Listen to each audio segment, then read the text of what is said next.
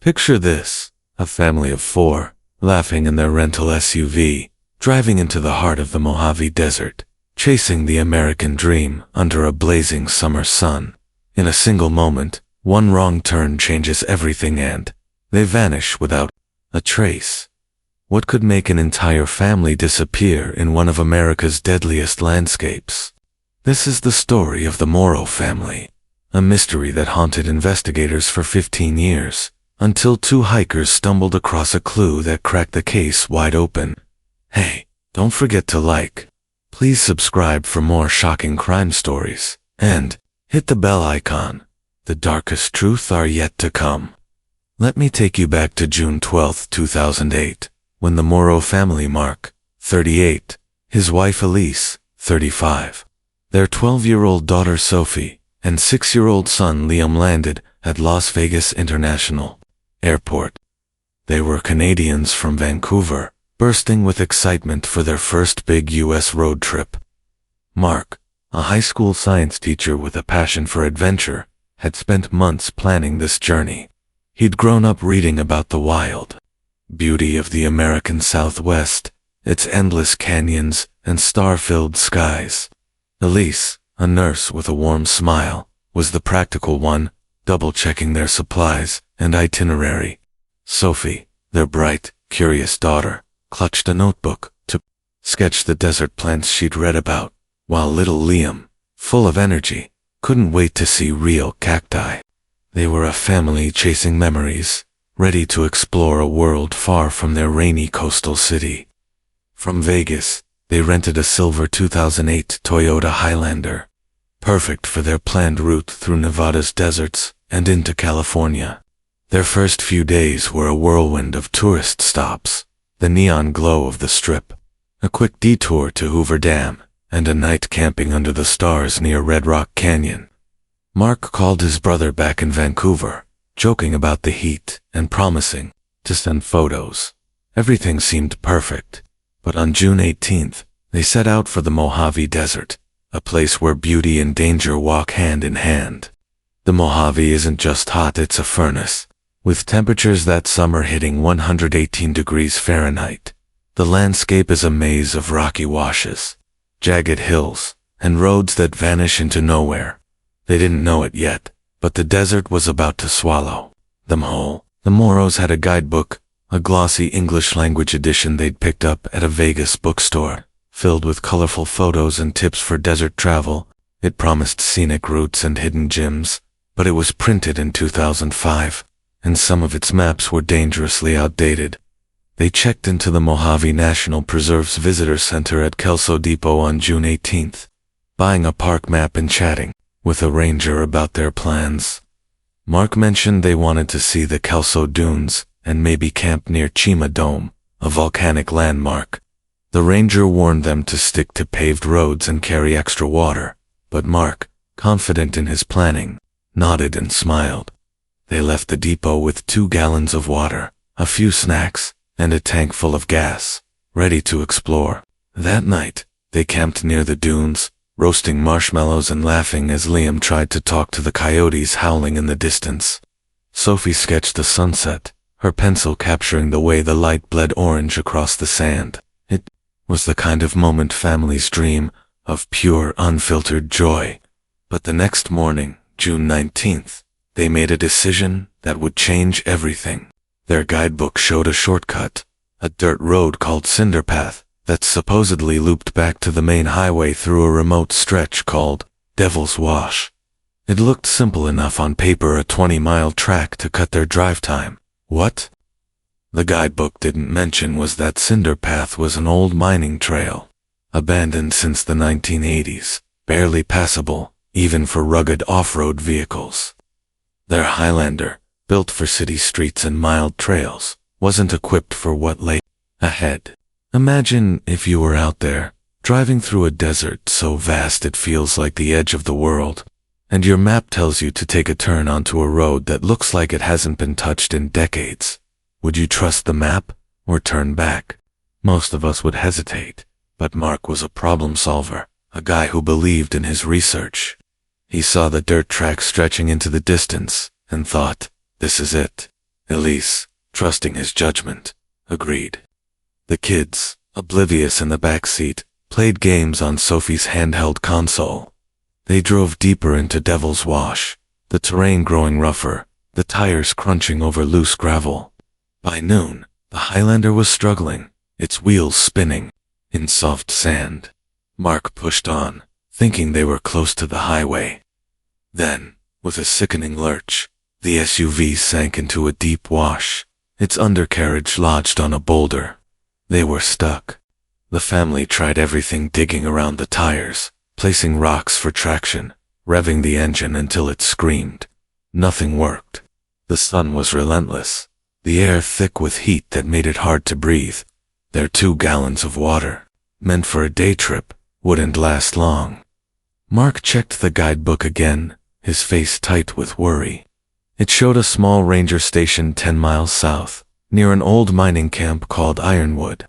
To a desperate father, it must have seemed like their only hope someone there could have a radio, water, a way out. Elise, ever the nurse, kept the kids calm, giving them sips of water and telling them they'd be fine.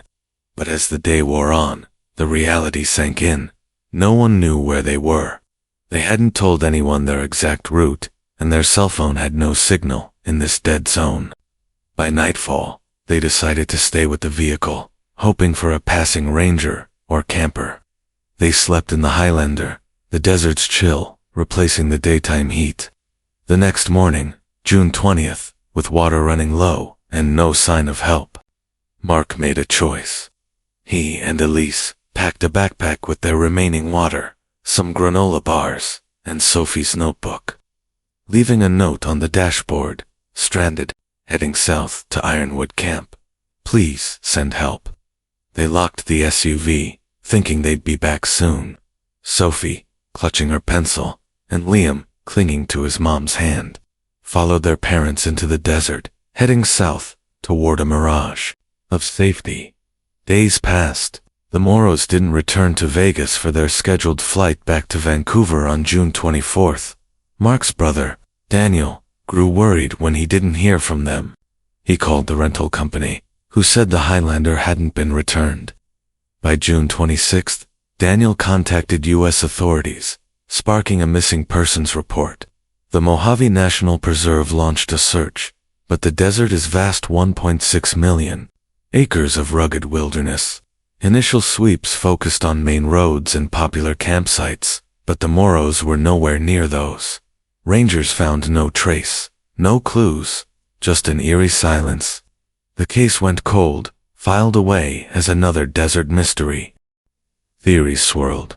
Had they run off to start a new life? Were they victims of foul play? Or had the Mojave simply claimed them? I first came across this case in a dusty archive of missing persons reports, while researching desert disappearances for a podcast. Something about the Morrows stuck with me, the idea of a family so full of life, erased by a place so unforgiving. It's the kind of story that makes you wonder how thin the line is between adventure and disaster. For years, their fate remained unknown, their SUV lost in the endless sands. Authorities gave up, but the desert held on to its secrets, waiting for someone to dig deeper. Fast forward to October 15, 2008. 4 months after the Morrows vanished, a park ranger on a routine patrol spotted something glinting in Devil's Wash, about 15 miles from the nearest paved road. It was the silver Highlander, half buried in sand, its tires flat, and its hood caked with dust. The ranger approached cautiously, expecting to find nothing but an abandoned vehicle. Inside, he found the family's belongings, a backpack, Sophie's notebook with sketches of cacti, Liam's toy dinosaur, and a note on the dashboard. The SUV's keys were still in the ignition, but the Morrows were gone. The discovery turned a missing persons case into a full-blown mystery. Where had they gone, and why was there no sign of them around the vehicle? Investigators descended on Devil's Wash. The note suggested the family had headed south, but the terrain was brutal, jagged rocks, steep gullies, and temperatures that could kill in hours without water. Search teams, including the San Bernardino County Search and Rescue and a helicopter unit from Nellis Air Force Base, scoured the area. They found a single clue, a half-empty water bottle, one of the ones from the SUV, lying in a dry creek bed, about a mile south of the vehicle. Next to it, a faint footprint in the sand, small enough to be Sophie's or Liam's. It was a gut punch, a sign the family had been there, but nothing more. The search stretched over 4 days, covering Devil's Wash, Ironwood Camp, and nearby ridges. High winds grounded the helicopters, and the ground teams found no further traces. By October 19th, the official search was called off. The desert had won. For 15 years, the Morrow case haunted the Mojave. Conspiracy theories multiplied. Some said Mark was smuggling drugs and crossed the wrong people. Others claimed the family had stumbled into a military test zone and been silenced. But those who knew the Morrows, Mark's brother, elite coworkers, insisted they were just a normal family, not spies or criminals. The truth was out there, buried in the sand, waiting for someone stubborn enough to find it. In 2023, 2 amateur hikers, Sarah Nguyen and Javier Torres, decided to tackle the Morrow mystery. They weren't professionals, just outdoor enthusiasts, with a knack for navigation and a passion for cold cases. Sarah had read about the Morrows on a hiking forum, and Javier, a former paramedic, was drawn to the human side of the story. They studied old maps, park reports, and the family's guidebook, which they tracked down in a used bookstore. Unlike the official searchers, who focused south toward Ironwood, Sarah and Javier had a different theory. They believed the Morrows had veered southeast, toward a faint line on their outdated map that suggested a trail to a water source called Coyote Spring. It was a long shot, but they were determined. On April 10, 2023, Sarah and Javier hiked into Devil's Wash, following the path they thought the Morrows took. The terrain was punishing, the sun merciless. After hours of scrambling over rocks, they spotted something unnatural, a flash of color in a narrow gully. It was a tattered backpack, half buried under a creosote bush. Inside, they found Sophie's notebook, its pages brittle but intact, and a single granola bar wrapper. Their hearts raced. This was no coincidence. They marked the spot and kept searching, their boots crunching through the silence. 100 yards away, they found something else, a small, weathered shoe, the kind a child might wear. Was it Liam's or Sophie's? They radioed the park rangers, who arrived the next day. The discovery set off a new wave of searches, but the gully was remote, untouched by the 2008 teams. As the rangers combed the area, they found more. A faded ID card with Elisa's name, its photo blurred but unmistakable. The pieces were coming together, but the biggest question remained. Where were the Morrows? Had they survived long enough to reach Coyote Spring? Or had the desert claimed them just steps from salvation? We left off with Sarah Nguyen and Javier Torres, 2 amateur hikers, standing in a desolate Mojave Desert gully, their hearts pounding as they uncovered a tattered backpack and a child's shook loose to the fate of the Morrow family, who vanished 15 years earlier. The discovery of Elise Morrow's faded ID card had just sparked a new search in April 2023. But the question lingered like a shadow. Had the Morrows reached Coyote Spring, their last hope for survival, or had the desert claimed them just steps from rescue? Let's dive back into Devil's Wash, where the truth was finally about to surface, revealing a story of desperation, hope, and the relentless drive to uncover answers. The rangers who arrived on April 11, 2023, cordoned off the gully, their faces grim as they sifted through the sand. The backpack, Sophie's notebook, and the small shoe were chilling proof that the Morrows had come this way, southeast from their stranded SUV, chasing a mirage of safety. The Mojave National Preserve's search teams fanned out, this time with a laser focus on the rugged terrain between the gully and Coyote Spring, about 4 miles away. Unlike the 2008 search, which had fixated on the Ironwood camp to the south, Sarah and Javier's theory had shifted the lens. Coyote Spring wasn't a ranger station or a bustling outpost. It was a seasonal water source, often dry in summer, marked on the Morrow's outdated guidebook as a reliable oasis. To a family dying of thirst, it must have looked like salvation, on paper. As the search intensified, the rangers found more clues scattered across the rocky terrain.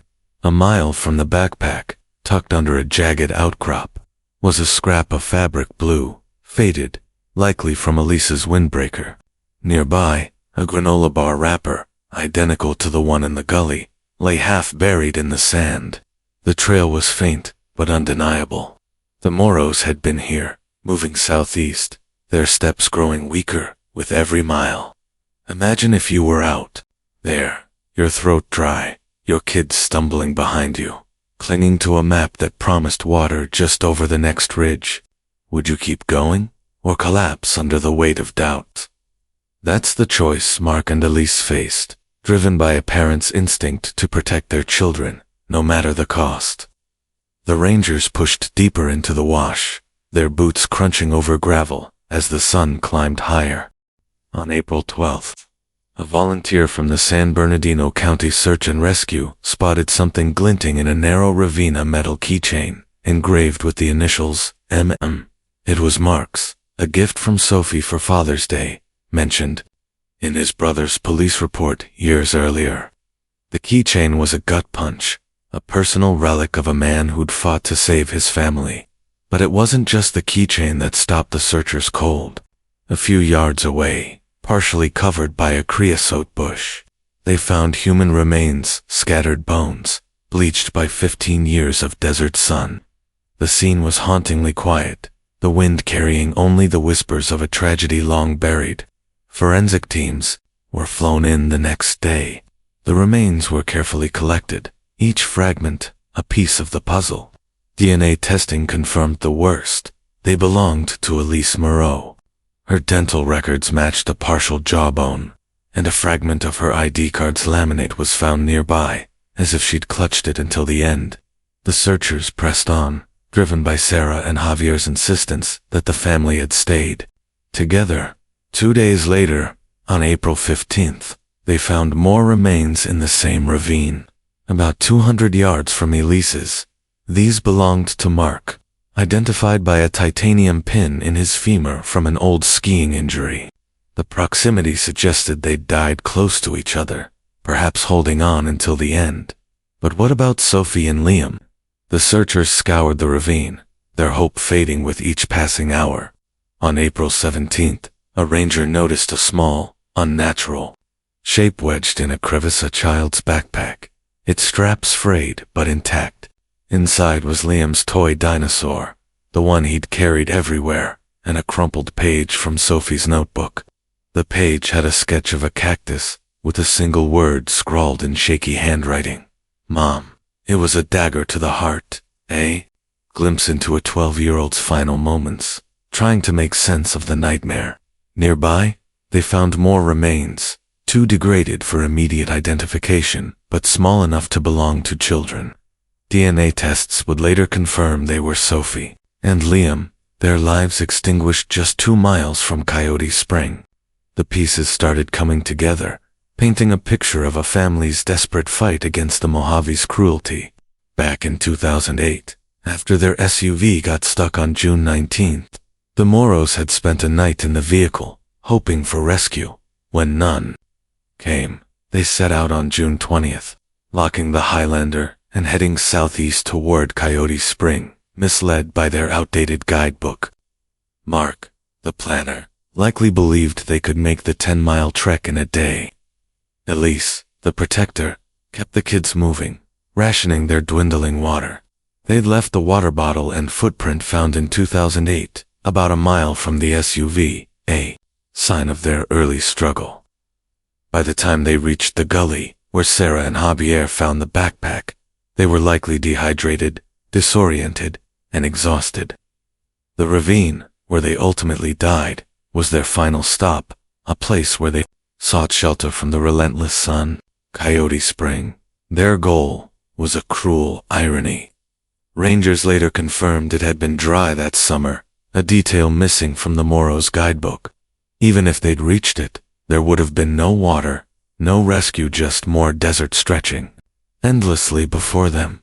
The family had walked into a trap set by bad information and unforgiving terrain, their hope outweighing the reality of their odds. The temperatures that June, hovering around 110 degrees Fahrenheit during the day and barely cooling at night, would have made survival without water impossible after 48 hours. The Morrows likely perished within days of leaving their SUV, their bodies left to the desert's mercy. Sarah and Javier's discovery brought closure, but also heartbreak. They sat with the Rangers as the remains were airlifted out, their faces heavy with the weight of what they'd found. Javier, the former paramedic, later wrote in a blog post, "I've seen a lot of tragedy, but nothing hits like finding a family who just wanted to see the world." That line stuck with me when I read it, a reminder that behind every cold case are real people, real dreams, real loss. The Morrows weren't adventurers seeking danger, they were a family chasing wonder, undone by a single misstep. The findings sparked a media frenzy. News outlets from Vancouver to Los Angeles covered the story, calling it the Mojave family mystery solved. Mark's brother, Daniel, flew to California to meet with investigators. He held a press conference, his voice breaking as he thanked Sarah and Javier for giving his family answers. Mark loved the outdoors, he said. He'd want people to know how dangerous it can be. Elise's co-workers at the Vancouver hospital set up a memorial fund for wilderness safety education, ensuring the Morrow's story would save lives. Sophie's sketches, recovered from her notebook, were displayed at a local gallery, a tribute to a girl whose curiosity outshone the desert's darkness. But Sarah and Javier weren't done. They dug into why the 2008 search had failed.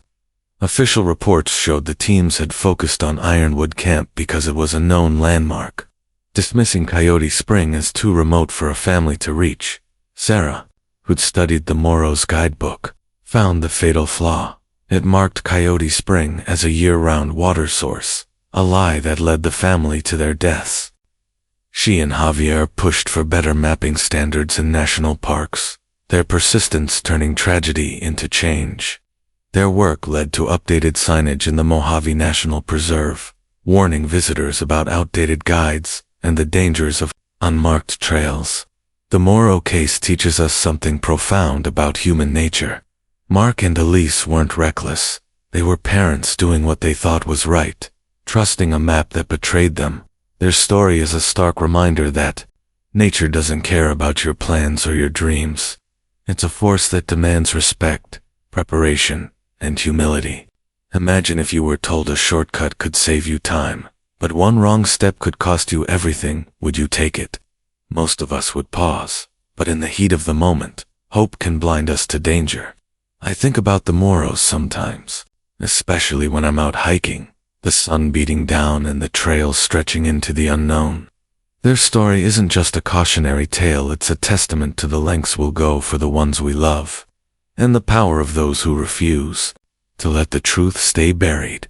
Sarah and Javier didn't have to spend years chasing a cold case, but they did, driven by a need to give a family peace. The Mojave took the Morrows, but it couldn't take their story. It lives on, a warning etched in sand. One wrong turn can change everything, but one determined heart can bring it all to light. Well, have you ever heard of a case like this? Comment your thoughts. That's all for today. Thanks for watching, and catch you in the next one.